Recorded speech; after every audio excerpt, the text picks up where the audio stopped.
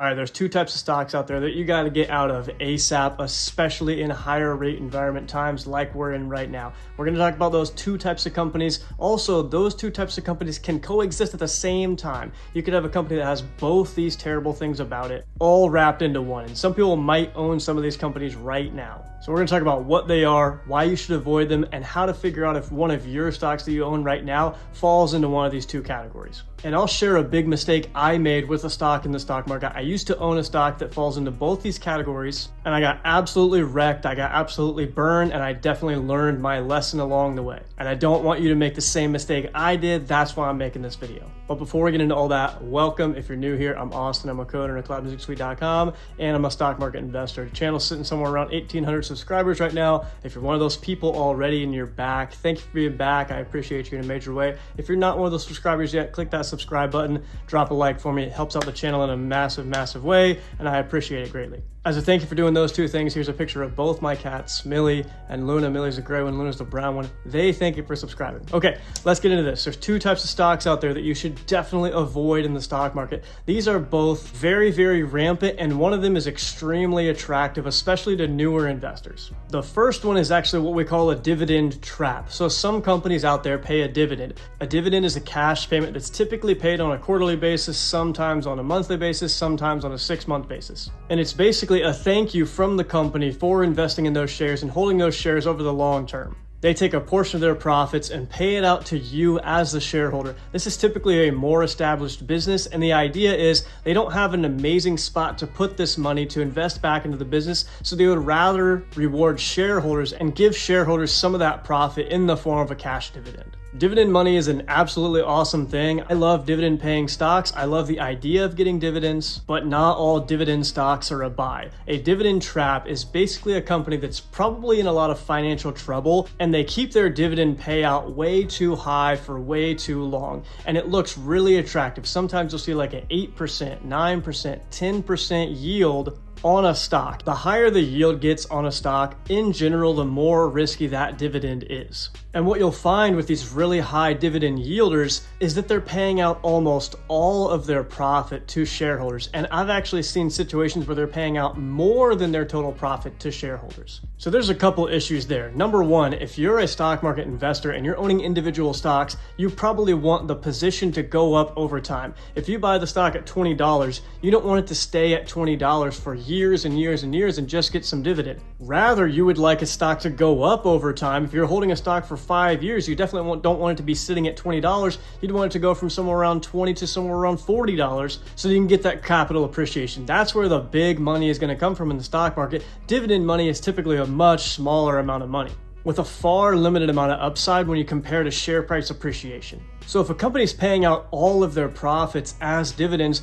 they're not able to take any of that money and invest back into the business, to invest in new projects that are kind of growth vectors to move the company from where it is to the next stage forward. Ideally, we want a company that's investing in new products, new services, new business lines, new acquisitions so they can acquire other companies so they can grow this company into more and more of a beast over time, to increase those revenues, to increase the net income. And in order to do that, they need enough capital to go out and make those investments, because over the long term, that's going to lead to a much higher shareholder return than a dividend would. And then another issue is if there's any downturn in the business whatsoever at all, they're probably going to have to cut that dividend pretty dang quickly.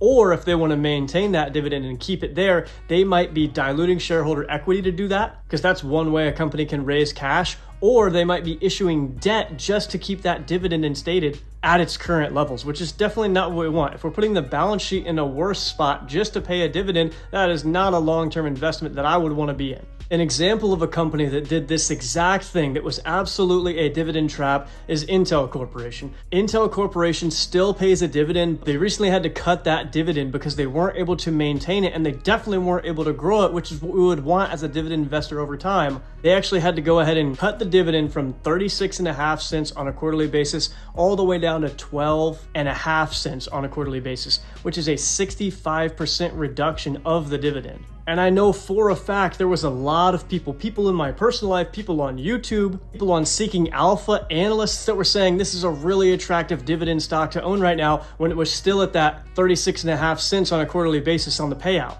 It wasn't hard to see that trouble was coming when we look at their last 5 quarters. Of the last 5 quarters, 3 out of the 5 have been EPS negative. That's earnings per share. You have negative earnings per share, but you're trying to pay out 36.5 cents every single quarter to shareholders. That's obviously not sustainable. They had negative 11 cents Q2 of 2022. They had negative 16 cents at EPS Q4 of 2022, and then they have negative 66 cents in Q1 of 2023. These are awful numbers, especially for such an established business like Intel. They would have been able to weather that storm a lot better as it relates to those few quarters of EPS negative if they wouldn't have hiked their dividend so high. So that's the first type of stock to watch out for, is a dividend trap. Please don't buy dividend traps. Inevitably, they're always going to cut their dividend, and when they cut their dividend, the stock price plunges because so many investors, even funds and some of Wall Street, was putting their money in the stock just for that dividend. So make sure you've got a sustainable dividend, a payout ratio somewhere between 30 and 50%,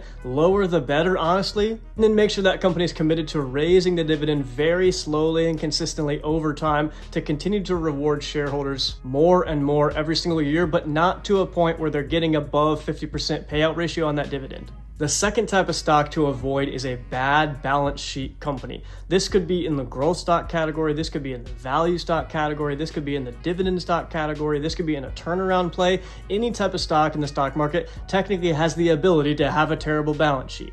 Things you would want to look for in a good balance sheet would be more short-term assets than short-term liabilities and more long-term assets than long-term liabilities. It's really that simple. You don't have to be a mathematician genius to figure out whether or not a balance sheet is in an okay spot, if it's in a bad spot, or if it's in a good spot. What I like to look for is a 2x of cash and cash equivalents in comparison to short-term debts. The more the better in terms of cash. So the higher we can get that cash ratio, the better. There starts to be some concerns when a company has an insane amount of cash on the balance sheet because there's a narrative that gets created about them that they don't know how to invest the cash that they have. So it's actually possible to have like too much cash in relation to market cap and in relation to revenues, but that's pretty rare. I don't see it all that often. What I see on the other side is companies that have almost no cash, companies that have almost no short-term investments, companies that have almost no cash equivalents. And at the same time, they have massive short-term debts and they have massive long-term debts.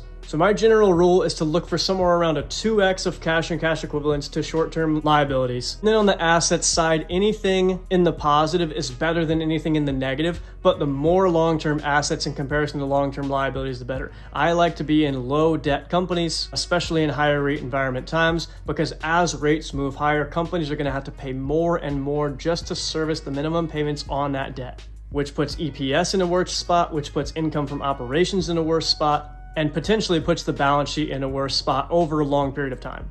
A bad balance sheet company has to do one of 3 things. Number 1, worst case scenario, declare for bankruptcy, which is obviously one of the worst things you could ever have happen to you as an investor of that company. Number 2, they have to issue more debt. Issuing more debt is only going to put the balance sheet in a worse spot, but in order to fund their operations, they need cash. It costs money to run every business in the world. So if they have no cash right now, they're gonna have to raise cash at some point. So debt is one way that they do that. And then the last way that they do that, a lot of growth companies like to do this, by the way, is by issuing more shares. Issuing more shares increases the total number of shares outstanding. And since stock price is determined by market cap divided by shares outstanding, anytime a company issues more shares, it brings that stock price down, which hurts overall shareholder return over the short term, over the long term, over the midterm. It's never a good thing to see a company issuing more shares.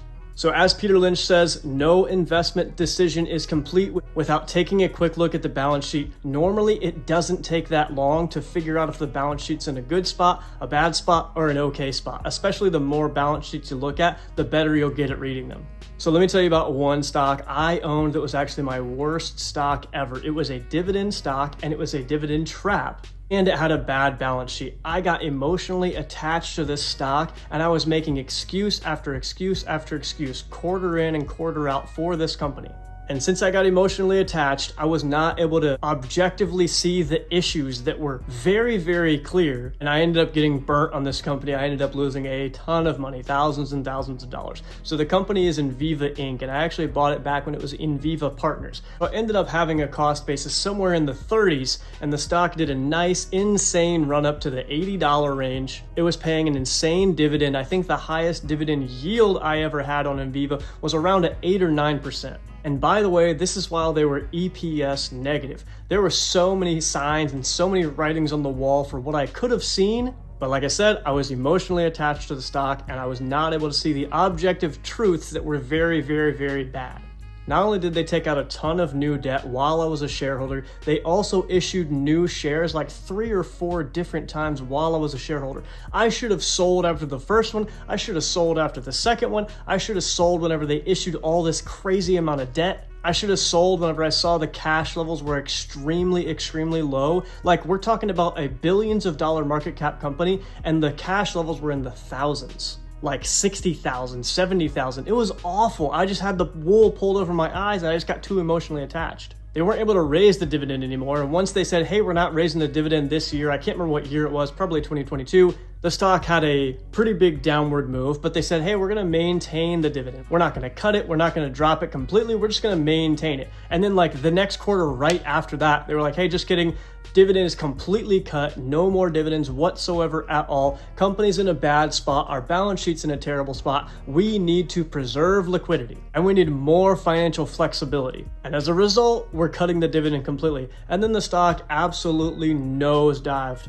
like 40 or 50% in a single day. I ended up losing my butt. I lost thousands of dollars on this stock. It was really, really unfortunate, but it was 100% my fault. It's 100% on me, but I definitely learned my lesson. I will not be owning bad balance sheet companies ever again. I will not be owning dividend traps ever again. And I will not be getting emotionally attached to stocks ever again. So if a company you're looking at has a bad balance sheet and a company you're looking at has a very high dividend that's probably not sustainable, my advice would be to stay away from that company. It's probably not worth the risk for you to try to get that 8% yield.